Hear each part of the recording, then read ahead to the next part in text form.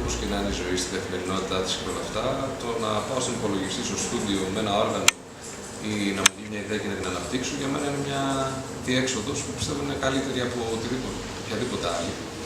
Γιατί δημιουργείς. Δεν είναι μια φάση που περνάς και φεύγει.